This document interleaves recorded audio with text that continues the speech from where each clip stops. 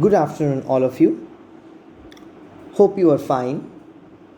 Today, we are about to start Sonnet number 18 by William Shakespeare.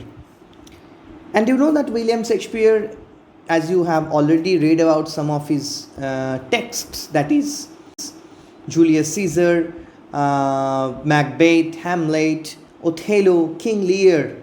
As you know, he was predominantly a dramatist who wrote tragedies, comedies, histories.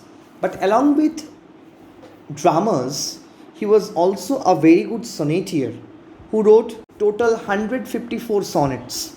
And this sonnet comes in sonnet number 18. So let's start with that one and let's see. And I have already given a presentation on that. Go through the presentation where I highlighted areas of the text. Now let's come to the text directly. Okay. And the name of the sonnet is Shall I Compare Thee to a Summer's Day? And the sonnet starts with that line. The title of the line is Shall I Compare Thee to a Summer's Day? So sonnet number 18 is dedicated to a friend of the poet whom he admires greatly. And here the poet goes into several comparisons. Very important. If you look at the next line, Thou art more lovely and more temperate. That means the poet says that the summer's beauty is also subject to decay, subject to change, subject to fluctuation. But the beauty of his friend is immortal, is eternal, and it can never change.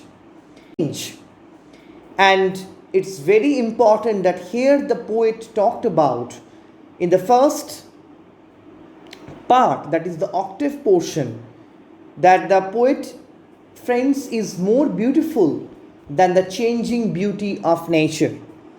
And that's why it is very, very important sonnet of Shakespearean sonnet sequence, which is a statement of praise about the beauty of his friend.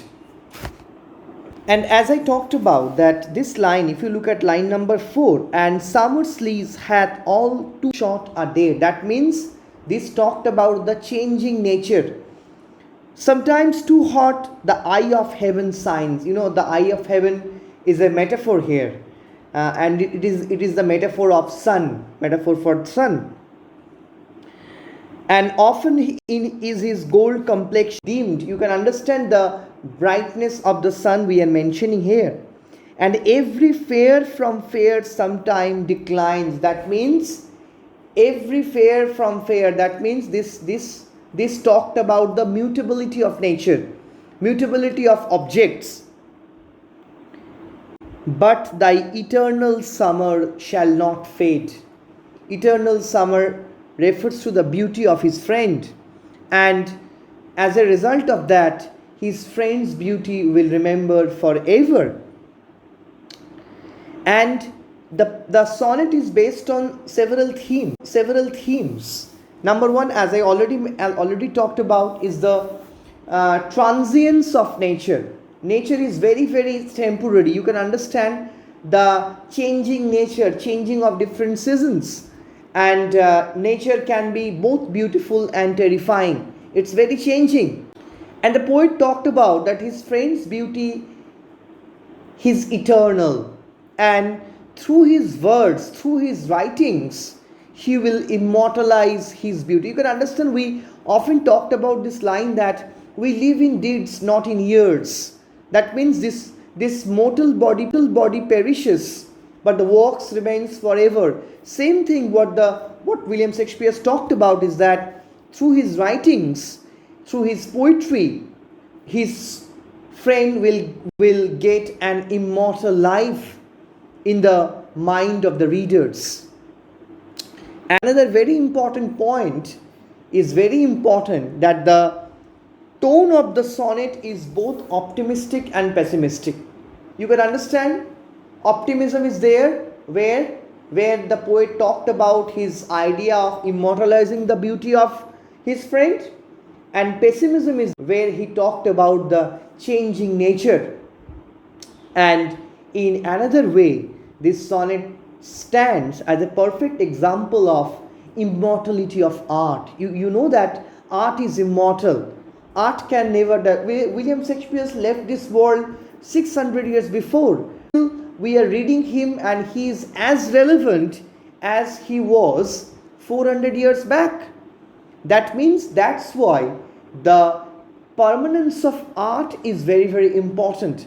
And this sonnet is the perfect example of this to make the beauty permanent. And if I read that line, nor lose possession of that fair thou owest,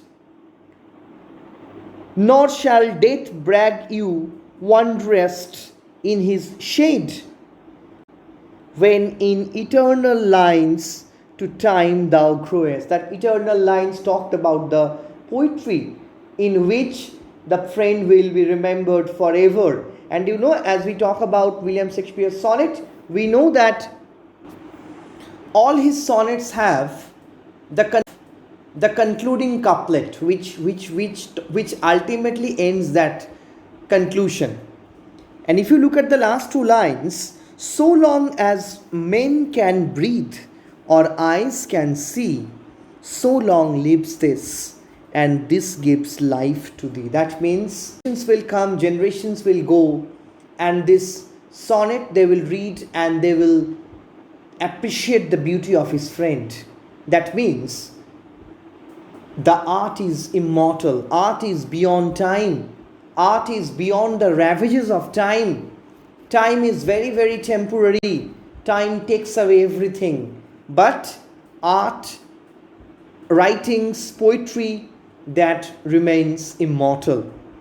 That's why the areas or the themes of the text are universal and relatable to all his readers.